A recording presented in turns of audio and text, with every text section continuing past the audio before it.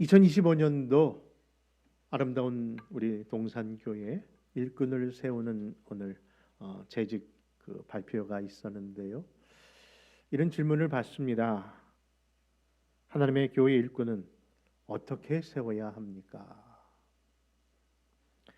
근데 늘 이런 대답도 해봅니다. 하나님의 몸된 교회 일꾼은 아무나 세우면 안 된다는 것이죠. 여러분, 이것이 교회를 이야기하기 전에 어떤 세상 단체나 조직에서도요, 사람 함부로 세웠다가 어려운 일을 당하는 경우를 우리는 수없이 보고 있기 때문입니다. 그런 면에서 교회도 다를 바 없는 것 아닐까요? 여러분, 오늘날 그런데 일꾼을 세운다는 것이 참 쉽지 않은 것은 그 사람이 어떤 분인가를 알 수 있는 방법이 참 많지 않습니다. 예전처럼 교회에서 자라난 사람이 일꾼이 되는 게 아니라 교회에 온 사람을 일꾼 세울 때가 많기 때문이죠. 어찌 보면 교회라는 것이 수적인 관계보다는 이제 수평적인 모습으로 전환되었습니다.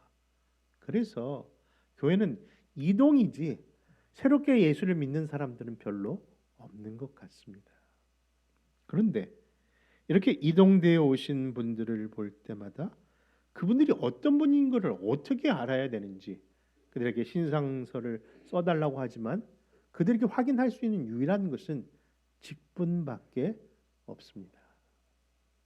이분이 어느 교회에서 어떤 목자를 통해서 신앙교육을 받았는지 알 도리가 없이 그저 직분란에 이분이 집사님이시구나, 이분이 권사님이시구나, 이분이 장로님이시네, 그러면 그것을 그냥 수용해서 그 다음부터 그분을 장로님으로, 안수 집사님으로, 권사님으로 그렇게 대응해 드리는 것밖에 없는 겁니다. 근데 문제는요, 어느 순간 집사님인 줄 알았고 권사님인 줄 알았고 장로님인 줄 알았는데 어느 순간 같이 기도하며 신앙생활을 하는 가운데 이분이 진짜 집사가 맞나? 이분이 진짜 권사님인가? 이분이 정말 장로님인가? 더 심한 경우는 이분이 진짜 예수 믿는 사람이 맞는가? 그런 질문을 하게 되는 경우가 허다하다는 것을 우리 이 땅의 교회들이 겪는 현실입니다. 차라리 저 예수님 믿은 지 얼마 안 된 초신자라고 표현해 본다면요, 얼마든지 대화하고 그분들을 이끌어 가겠는데 보여지는 모습 속에 제가 장로입니다 하니까 더 이상 이야기를 나눌 수가 없는 경우가 많기 때문입니다. 여러분, 타교에서 이미 중직을 받았는데 왜 그렇게 신앙생활하냐고, 왜 그렇게 말씀을 하냐고 이야기가 서로 하기가 힘든 겁니다. 다시 말해서 여러분, 차라리 노 크레딧이 낫지 백 크레딧은요 회복하기가 어려운 것처럼 다시 재교육한다는 것이 쉽지 아니하는 오늘날의 교회의 현실인 겁니다. 여러분, 그래서 집사님이 오셨다, 권사님이 오셨다, 장로님이 오셨다는 얘기에 얼마나 환영하며 박수치면서 환영회를 했는데, 그래서 우리 교회에 정말 훌륭한 일꾼이 되겠다는 기대감을 가졌는데 조금 시간이 지나 보니까 이분이 일꾼이 아니라 일감이 된 것에 너무나도 힘든 시간을 서로 보내고 있음을 고백 안 할 수 없는 겁니다. 여러분, 그래서 하나님의 교회의 일꾼은 아무나 세우면 안 된다는 겁니다. 여러분들 그렇게 생각하십니까? 그리고 스스로 한번 돌아보십니까? 그런데 또 누가 저에게 그러면 아무나 세우지 말라는 것은 그러면 교회 일꾼 세우면 안 되는 겁니까? 라고 질문을 다시 한다면 저는 이번에는 이렇게 대답하겠습니다.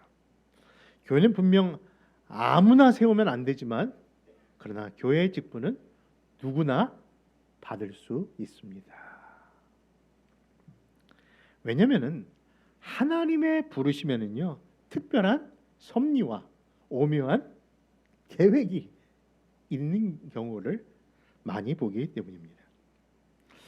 여러분, 사실 최초의 하나님의 부르심을 받은 자가 있는데 그는 의롭고 성실해서 부르심을 받은 것이 아니라 하나님의 말씀에 도리어 불순종한 자였고 그 불순종이 부끄러워서 동산나무에 숨어 있었던 사람, 곧 그 죄인의 부르심이 최초의 부르심인데 혹시 그가 누군지 아십니까? 맞습니다. 그래서 하나님의 최초의 부르심도 아담아 아담아 내가 어디 있느냐라고 부르셨던 부름입니다. 이처럼 하나님의 최초의 부름은요, 의인을 부르신 것이 아니라 죄인을 부르셨다는 거예요. 아니, 예수님도 자신의 이름을 굳이 가지실 필요가 없는 분이 스스로 이름에 나는 자기 백성을 죄에서 구원할 자라고 하시면서 건강한 자에게는 의원이 쓸데없는 것처럼 나는 의인을 부르러 온 것이 아니라 죄인을 부르러 오셨다고 하셨던 말씀, 분명히 우리가 알고 있는 말씀인 줄 압니다. 그러니 교회라고 하는 것은요, 죄인들이 득실득실한 곳입니다. 여러분, 옆 사람 보시면서 당신도 오셨군요. 어떤 분이 교회가 못마땅하게 하시는 생각하시는 분들이 있더라고요. 그렇죠? 아니, 교회 아마 저런 인간이 우리 교회 왜 다녀? 저런 교회는 없어져야 되는 거 아니야? 여러분, 예전에 병원 응급실 나이원 응급실을 들어갔더니요, 와, 그곳에 보니까 피 흘리는 사람, 상처난 사람, 교통사고 사람, 지금 내장이 파열돼 갖고 막 급하게 치료해야 되는 그런 환자들이 있는데 그곳에 모시고 간 분이 병원이 왜 이렇게 이상한 사람만 모여 있어? 그 얘기를 하면서 이 생각을 했습니다. 응급실에 당연히 환자들이 있는 것이 당연한 것처럼 하나님의 몸된 교회에 누가 있는 것 당연하다? 다시 누가 있는 것 당연하다? 내가 있는 것 당연하다. 여러분 보십시오. 그 죄인이 바로 다른 사람들이 가리키는 그 죄인이 내가 다른 사람을 향해 하고 있을 때 그 한 손가락이 나머지 손가락은 다 누구를 가리키고 있어요? 나 자신을 가리키고 있다는 거 꼭 기억하셔야 됩니다. 이처럼 하나님의 부르심은요, 소위 의로운 사람, 잘난 사람, 똑똑한 사람을 부르신 것이 아니라 죄인된 저와 여러분들을 부르신 하나님이라는 사실을 잊어서는 안 될 줄 압니다. 그에 대한 말씀이 고린도전서 1장이 아닙니까? 우리 한번 고린도전서 1장의 말씀에 통해서 그 부르심이 어떠한 부르심인지 우리 29절까지 말씀을 같이 찾아 읽습니다. 시작. 형제들아, 너희를 부르심을 보라. 육체를 따라 지혜로운 자가 많지 아니하며 능한 자가 많지 아니하며 문벌 좋은 자가 많지 아니하도다. 그러나 하나님께서 세상에 미련한 것들을 택하사 지혜 있는 자들을 부끄럽게 하려 하시고 세상에 약한 것들을 택하사 강한 것들을 부끄럽게 하려 하시며 하나님께서 세상에 천한 것들과 멸시받는 것들과 없는 것들을 택하사 있는 것들을 폐하려 하시나니 이는 아무 육체도 하나님 앞에서 자랑하지 못하게 하려 하심이라. 아멘. 그러면 하나님의 몸된 이 교회의 일꾼은요, 아무나 세우면 안 되지만 누구든지 하나님 앞에 쓰임 받을 수 있고 부름 받을 수 있는 겁니다. 그러나 그 일꾼의 기준이 세상에서 말하는 어떤 재력이나 능력이나 실력이 아니라는 사실을 우리 또한 기억해야 될 줄 압니다. 그러므로 2025년도 아름다운 동산교회 재직으로 부름받은 저와 여러분, 그러므로 나같이 부족한 사람도 이렇게 집사로 또는 안수 집사로 또는 권사로 세워주신 것에 감사하며 우리가 돌려야 될 것은 그렇죠, 감사이며 또 행해야 될 것은 충성인 줄 믿습니다. 자, 그러한 일꾼의 부르심에 대한 구체적인 또 귀한 말씀이 오늘 본문으로 삼고 있는 사도행전 6장입니다. 여러분, 초대교회 하면 예루살렘 교회를 이야기할 수 있는데 이 예루살렘 교회가 신약교회의 첫 번째 교회이고요. 그렇게 교회가 세워지는 그 아름다운 모습 속에 그들이 많은 사람들이 그곳에 모여들기 시작했습니다. 그런데 그 예루살렘, 특별히 그 초대교회 안에는요, 그 교회가 형성되기 전부터 예전부터 행하던 두 가지 전통이 그 안에 있었나 봅니다. 그 전통을 살펴보니까 하나는 바군이라는 뜻의 쿠파라고 하는 모금 운동이 있었고요. 또 쟁반이라는 뜻의 탐후이라는 그런 극빈자 구제 활동이 있었다는 겁니다. 그런데 그 일이 얼마나 그 초대교회 안에 계속해서 중요한 그런 일이었는지, 그 일이 12사도로 부름받은 사도들이 그 쿠파와 그 탕후이 하느라고 모든 시간을 쏟아부을 수밖에 없는 그런 형편에 놓인 겁니다. 여러분, 하나님의 종은요, 사실 기도와 말씀에 전념을 해도 이것이 정말 감당할 수 있는 문제가 아닙니다. 여러분, 하나님의 이 강단에서 기도하시는 장로님들도요, 말씀을 나눠보면요, 그 일주일 동안 어떻게 감당을 해야 될지 몰라서, 사랑하는 아내이지만은 여보, 이 한 주간 나 건드리지 마.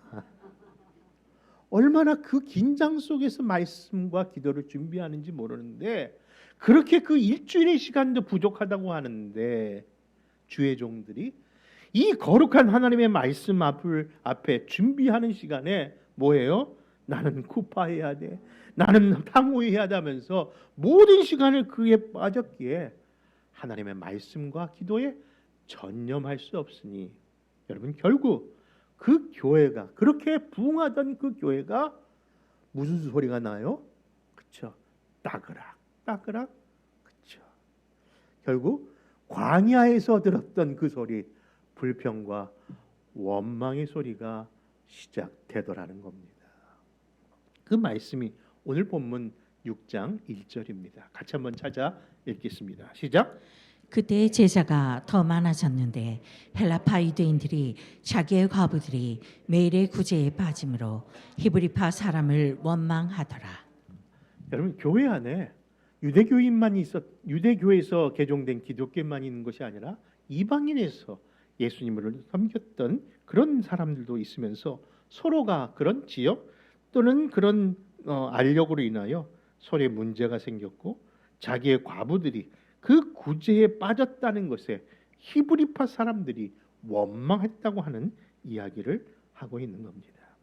그렇다면 이 불평과 불만의 소리가 시작되는 그 문제의 해결 방법은 무엇일까요? 그것이 바로 오늘 우리가 직분자를 세우듯이 이 일에 전념할 수 있는 그런 직분, 곧 재직을 세우는 일이었음을 보게 됩니다. 여러분, 결국 교회 안에 직분자를 세므로 그 문제를 해결했다는 거예요. 그러니까 집사님들을 세우고 주의 종들을 구별해서 이 일을 나눔으로 그 문제가 해결된 겁니다. 그 말씀이 오늘 본문 2절과 3절입니다. 시작. 12사도가 모든 제자를 불러 이르되 우리가 하나님의 말씀을 제쳐놓고 접대를 일삼는 것이 마땅하지 아니하니 형제들아, 너희 가운데서 성령과 지혜가 충만하여 칭찬받는 사람 7을 택하라. 우리가 이 일을 그들에게 맡기고. 여러분, 이와 같이 특별하게 그 일을 감당할 수 있는 그런 7의 집사님들을 세므로 인하여 그 문제를 해결하니까 그 결과가 어떻게 나타나는지 7절 말씀에 이러한 놀라운 역사가 그 교회 안에 일어난 겁니다. 7절도 계속 읽습니다. 하나님의 말씀이 점점 왕성하여 예루살렘 제자의 수가 많아지고 허다한 제사장의 무리도 그 도에 복종하니라. 아멘. 여러분, 2025년도 우리 아름다운 농상교회도 이러한 직분자를 세웠으니 이제 우리에게도, 우리 교회에도 어떤 일이 벌어질까요? 이 말씀처럼 그럼 참 부흥의 역사가 일어나기를 소망합니다. 아멘. 그렇게 해주실 줄 믿습니다. 아멘. 자, 그런 말씀이 오늘 본문 가운데 나타나면서 그렇게 교회에 칭찬받는 7 집사에 대한 이야기가 그 이름까지 거론되고 있는데요. 이 말씀을 읽다 보니까요, 거기서 반복적으로 나오는 단어 하나를 보게 됩니다. 그것이 무엇인가 하니 그 사람들을 향하여 표현된 단어인데 충만이라는 단어입니다. 충만. 여러분, 바로 그 충만이 교회를 압도하고 있음을 보게 됩니다. 3절에 보니까 그 충만을 이렇게 얘기합니다. 성령의 충만. 그리고 또 3절에 보니까 지혜의 충만. 5절에는 무슨 충만으로 나와 있냐면은 믿음으로 충만. 그리고 8절에서는 은혜와 권능의 충만까지. 와, 제가 알고 있었던 것은 그동안 충만은 성령 충만만을 알고 있었는데 이 본문에 보니까요, 이 교회 안에 세운 일꾼으로 인하여 그 교회가 성령 충만, 지혜 충만, 믿음 충만, 은혜 충만, 권능 충만까지 아주 충만한 일이 벌어졌음을 보게 됩니다. 여러분, 그렇습니다. 교회는 그 일꾼으로 인하여 이 충만함이 넘쳐야 되는 겁니다. 여러분, 그러므로 이 충만한 사람들이 바로 교회 일꾼이 되어야 한다는 생각을 해볼 때에 그렇구나. 서두에 드린 표현처럼 교회는 아무나 세우는 것이 아니구나. 정말 충만한 사람들을 채워야 되는구나 깨닫게 됩니다. 그렇다면 이 시간 다시 한번 우리 스스로를 한번 돌아보면서 그럼 나는 어떤 충만한 사람인가? 여러분들은 성령 충만한 사람입니까? 지혜 충만한 분이십니까? 아니면 믿음 충만하고 은혜 충만하고 권능이 충만한 분이십니까? 목사님, 제가 충만한 것은 그냥 근심 충만, 염려 충만, 걱정 충만일 뿐입니다. 근데 어떻게 여러분들이 이 거룩한 직분을 받고 계십니까? 그 직분에 목사님, 저는 올해는 서리집사도 못할 것 같아요라고 아무도 손든 사람이 없고 그냥 아멘 하셨습니까? 여러분, 자세히 보면요, 이 충만한 5가지의 충만이 사실 7 집사의 자격 조건은 아니라는 사실을 아셔야 합니다. 여러분, 이 말씀 속에 보면요, 성령 충만이라는 것은 나와 있고 지혜 충만이라는 것은 인식되는데 나머지 충만들은요, 누구에게 더 집중되는 거 아니? 석사를 받았던 누구죠? 무슨 집사? 스데반 집사에 대한 말씀이에요. 여러분, 웬만한 사람 다 학사잖아요. 근데 이 사람은 뭐예요? 석사학위까지 받았어요. 석사가 뭡니까? 돌석자에 죽을 사자. 돌 맞아 죽은 사람이 석사인데, 스데반은요 6장에서 부름 받았지만 7장에서 석사학위를 받고 사라져 버렸어요. 그러니 실질적으로 예루살렘 교회의 일꾼은 아니었다는 것이죠. 쓰임 받을 수가 없었다는 것이죠. 그럼에도 불구하고 이런 역사가 일어나는 이유는 석사의 문제가 아니라 학사의 실력의 문제가 아니라 분명히 이것은 5가지 충만함이 있었기 때문에 이루어진 것은 아니라는 겁니다. 도리어 그 7 집사 중에 한 사람은요, 나중에 보니까 이단자로 등장합니다. 니골라 당이라고 하는 사람으로 말입니다. 그러니 우리가 보기에도 우리 같은 사람이 과연 무슨 선교의 회장이 될 수 있을까? 우리 같은 사람이 무슨 그런 집사가 될 수 있을까? 그렇게 생각할 수 있겠으나 사랑하는 성도 여러분, 하나님은 우리의 실력, 능력 보고 부르신 것이 아니라 성령 충만 때문에 부르신 줄 믿으시기 바랍니다. 근데 그 성령 충만은요, 내가 노력해서 얻는 것이 아니라 에베소서 5장 18절의 말씀처럼 너희는 술 취하지 말라. 이는 방탕한 것이니 너희는 무엇을 받으라? 성령의 충만함을 받으라. 여러분, 그 어디에도 너가 지혜 충만 받아라, 믿음의 충만 받아라, 은혜 충만 받아라, 권능의 충만 받으라는 적은 없습니다. 항상 뭐만 말씀하시는 충만인 거 아니? 성령의 충만만 받으라고 하는 겁니다. 그러니 나는 성령의 충만은 있는데 나는 지혜도 없고 나는 은혜도 부족하고 권능도 없어. 그런 말 할 필요가 없는 것은 우리가 하는 이 사역 속에 우리가 이 사명 감당하기에 필요한 것은 다른 것이 아니라 성령 충만만 받으면 나머지 것들은 열매로 하나님께서 주실 줄 믿으시기 바랍니다. 그래서 선물 중에 하나님이 우리에게 주신 선물 중에 제일 좋은 선물, 그리고 제일 우리에게 유익된 선물이 바로 성령의 충만함입니다. 그럼 예수님께서 이런 말씀하지 않습니까? 너희가 악할지라도 좋은 것으로 자식에게 줄 줄 알거든. 하물며 하늘에 계신 너희 아버지께서 구하는 자에게 뭐 주신다? 좋은 것을 주시지 않겠느냐라고 마태복음에서는 얘기합니다. 그러니까 하나님께서 우리에게 정말 제일 좋은 것을 주시는 하나님이세요.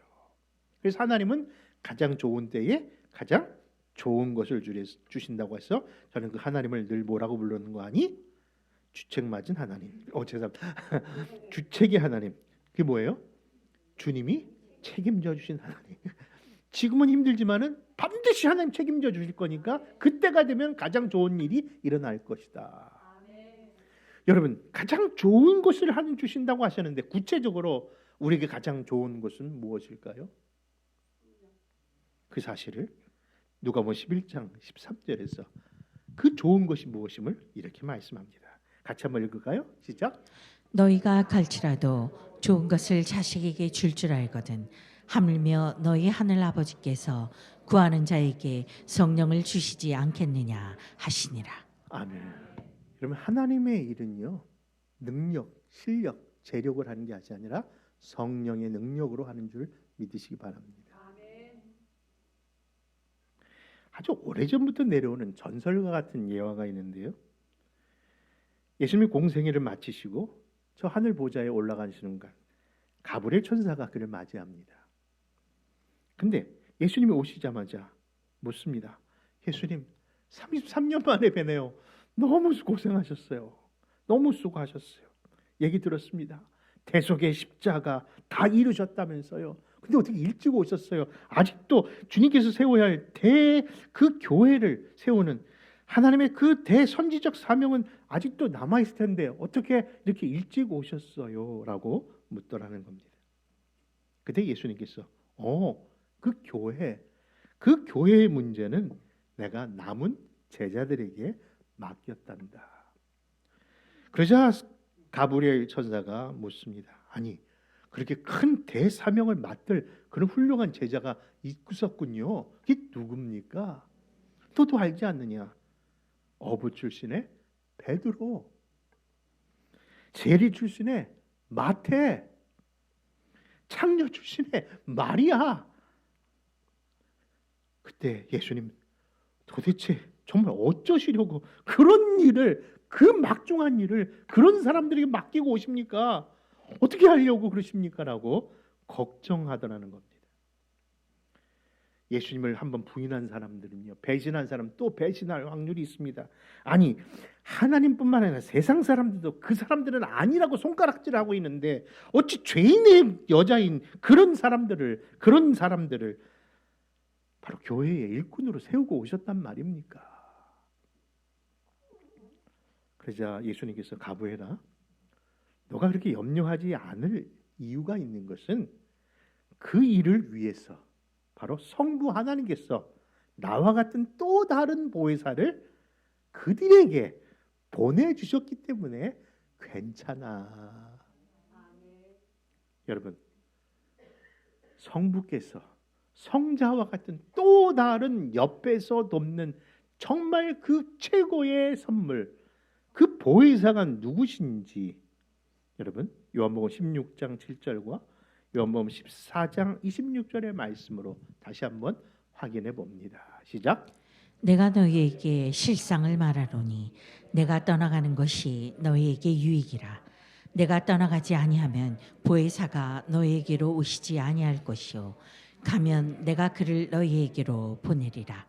보혜사 곧 아버지께서 내 이름으로 보내실 성령 그가 너희에게 모든 것을 가르치시고 내가 너희에게 말한 모든 것을 생각나게 하시리라. 그러므로 우리 일생일대의 최고의 선물은요, 첫째는 구원받은 것이고 구원받은 자를 하나님의 나라까지 우리를 인치시키고 우리를 보증하기 위해 보내주신 예수 그리스도의 영이신 성령님이신 줄 믿으시기 바랍니다. 그러므로 서두에 드린 질문처럼 하나님의 일은 아무나 할 수 없지만 이 하나님의 거룩한 일도 누구나 할 수 있는 그 근거는 바로 성령 하나님이 어디에? 우리 안에 계시기 때문에 가능한 줄 또한 믿으시기 바랍니다. 그러므로 사랑하는 성도 여러분, 성령 충만한 사람이 되십시다. 이 재직 세미나와 같은 그런 교육의 말씀으로 이 시간에 무엇을 전해야 될까? 교회가 해야 할 구체적인 사항들, 어떻게 하면은 교회를 잘 섬기는가? 뭐 그런 이야기를 할 수도 있지만 오늘 저에게 주신 저희 입을 통해서 허락하신 귀한 말씀은요. 사랑하는 우리 재직 여러분, 성령 충만함으로 이 사명 감당해 주시기를 부탁을 드리는 겁니다. 그렇다면 우리가 어떻게 그 성령 충만함을 소유하고 어떻게 그 성령 충만함을 계속 유지하면서 이 사명을 감당할 수 있는 것일까요? 여러분 출애굽기에 보면요. 이스라엘 백성들이 광야길에서 이제 약속의 땅으로 나가기 위하여 하나님의 광야 교회를 허락하시는데 그때의 광야 교회는 이와 같은 건물의 교회가 아니고요. 또 우리가 생각하는 다윗이나 솔로몬 같은 그런 성전이 아니라 항상 옮겨 다녀야 되기 때문에 그 거룩한 예배의 장소를 성막이라고 불렀답니다. 그렇죠? 얘기하면 거룩한 텐트란 뜻이에요. 텐트. 근데 그 텐트가 바로 하나님을 만나는 곳이기 때문에 그 만나는 것을 제사라고 했고 그 만나는 방법과 그 모든 그 관련된 것을 출애굽기 25장부터 28장까지 구체적으로 하나님께서 하나님의 방법으로 제시하셨습니다. 그래서 하나님께 나아가는 일에 그 바깥들부터 그 안쪽 성막과 더 깊은 그 지성소까지 어떤 순서에 따라 어떤 성구를 두며 어떻게 하나님 앞에 나가야 되는 구체적인 내용을 담고 있는 것이 출애굽기 25장, 28장까지인데 그 일을 맡아서 해야 하는 제사장들도 예복까지 제대로 말씀하시면서 29장에 제사장이 해야 할 일도 말씀합니다. 여러분, 그러니까 하나님께 제사 드리는 그런 거룩한 일에 25장, 26장, 27장, 28장 그리고 29장에서 끝난 겁니다. 이제 그렇게 드리면 되는데 그렇게 끝난 줄 알았던 출애굽기의 그 말씀 속에 30장이 들어와서 그 성막에 두어야 할 또 다른 두 가지 성구에 대하여 성경이 더하면서 얘기를 하시는 거예요. 아니 이미 성막에 대한 이야기가 맞춘 줄 알았는데 두 가지 중요한 그런 성구가 또 있음을 얘기하시면서 그것을 만들어 행할 것을 더하십니다. 그 뭔가 봤더니요. 그것은 바로 하나님 앞에 우리의 죄를 태우는 번제단과 그리고 성소 사이에 하나 두는 성구가 있었는데 그것은 다른 것이 아니라 제사장의 수족을 씻는 물 두멍을 두는 거예요. 그리고 또 하나는 성막과 지성소 그 사이에 두는 것으로서 그렇죠? 바로 항상 향을 피우는 분향단을 두라는 거예요. 아니 처음부터 얘기를 하지 않으셨고 이제 얘기하십니다. 그리고 그것을 되게 강조하시는 것처럼 느껴지는 것은 이것을 명령으로 하면서 명령이면서 이것이 경고라고 부연 설명까지 하고 있는 거예요. 근데 그 경고의 부연 설명이 왜 인고하니 이 일을 행하지 아니하면 너가 죽는다고 말씀하시는 거예요. 여러분 세상에 가장 무서운 것이 죽는 것 아닙니까? 하나님께 살려고 나가는데 그 일을 행하지 않으면 죽는다는 거예요. 여러분 그런데 그 말씀과 또 이어서 하시는 말씀이 이것은 너희만 지킬 것이 아니라 자자손손 대대로 지킬 영원한 규례라고 말씀합니다. 여러분 손을 씻는 물두멍과 향을 피우는 그 분향단이 과연 무엇이길래 이렇게 성막 얘기가 끝난 줄 알았는데 또 그것을 강조하고 그것을 부연하며 경고까지 하고 있는 것일까요? 아니 이것을 행하지 않으면 죽는다니요. 살려고 나왔는데 또 이것을 인해서 죽는다는 무슨 뜻일까요? 아니 신약에서 모든 시대가 다 예수 그리스도로 이루어졌는데 아직도 저와 여러분도 이 규례를 지켜야 될 대대로 지킬 규례라고 그렇게 말씀하시는 것일까요? 이에 대하여 모든 질문은 항상 누구에게 물어봅니까? 저 예수님께 물어보면 예수님을 통해서 알 수 있다고 보는데 바로 요한계시록 5장에서 우리가 갖고 있는 그 질문을 이렇게 답변하십니다. 요한계시록 5장 7절과 8절입니다. 그 분향단이 무엇을 이야기하는지를 알게 됩니다. 같이 읽습니다. 시작. 그 어린 양이 나와서 보좌에 앉으신 이의 오른손에서 두루마리를 취하시니라. 그 두루마리를 취하심에 네 생물과 24장로들이 그 어린 양 앞에 엎드려 각각 검은 거와 향이 가득한 금대접을 가졌으니 이 향은 성도의 기도들이라. 아멘. 여러분, 구약의 그 성막 앞에 있었던 번제단은요, 분명히 우리의 죄를 씻는 곳입니다.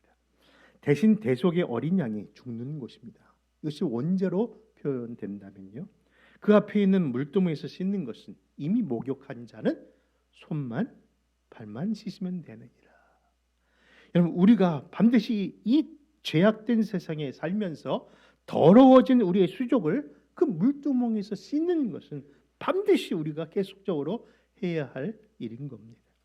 그리고 또한 하나님의 임재가 충만한 저 지성소로 나아가기 위해서는, 여러분, 번제단의 희생은요, 우리가 주님의 자녀로 되는 그 길의 시작이었다면요, 자녀된 자가 더 성령 충만하여 주님께 더 가까이 가기 위해서는 반드시 해야 할 일이 있는데, 영원히 끊임없이 피어오르는 분향단의 기도가 있어야 한다는 거예요. 여러분, 죄가 뭡니까? 예수님을 알기 전에는, 성경을 읽기 전에는 죄가 거짓말하는 게 죄인 줄 알았어요. 누구 걸 훔치거나 음탕한 생각을 하는 것이 죄인 줄 알았어요. 그런데 성경에서 말하는 죄는요, 하마르티아라고 하는데 그 단어는 관역에서 벗어나다가 죄를 의미하는 그런 내용입니다. 하나님이 뜻 안에서 하나님의 말씀에 벗어난 것이나 모자르는 모든 것은 다 죄입니다. 내 생각에 이 정도는 괜찮은데, 아닙니다. 하나님의 뜻에, 하나님의 말씀의 기준에 벗어나거나 부족한 것도 죄라는 거예요. 그러니 우리의 영적 싸움이라는 것은요, 그 하나님의 말씀의 관역에 바로 맞추는 그런 삶의 태도가 중요한 영적 태도라고 얘기할 수 있죠. 그렇다면 어떻게 우리가 그 관역을 잘 맞추는 자가 될 수 있을까요? 이 질문을 어린 주일학교에게 했었더니 우리 어린아이가 아주 명확하고 명쾌한 답변을 하더라고요. 어떻게 하면 저 관역을 잘 맞출 수 있을까 물었더니요, 우리는 조준을 잘해야 된다, 0점을 잡아야 된다, 신중에 기도해, 뭐 그렇게 얘기했는데 아이들은 한마디를 하더라고요. 가까이서 쏘면 되는데요.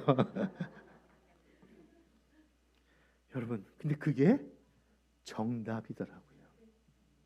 여러분, 수동 없이 말씀드렸잖아요. 73편에 시편 73편에 어떤 것이 복이다?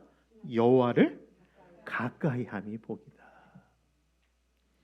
여러분, 하나님께 가까이 가기 위해서, 이것은 그냥 우리가 구원받기 위한 물두멍 번제단의 이야기가 아니라 우리가 더 하나님의 임재를 상징하는 그 지성소로 가까이 가기 위해서는요, 반드시 해야 할 일이 있는데, 그것이 바로 분향단의 향이고 그것이 바로 성도의 기도라는 사실을 잊지 마십시다.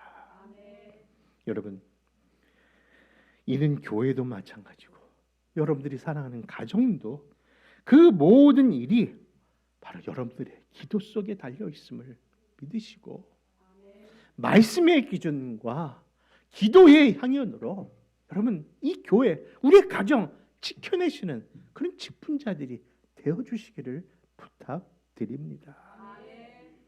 그러므로 이 사명 잘 감당하여 하나님 앞에 칭찬 얻는 그런 아름다운 동산교회 온 재직 다 되시기를 주 예수의 이름으로 축원합니다.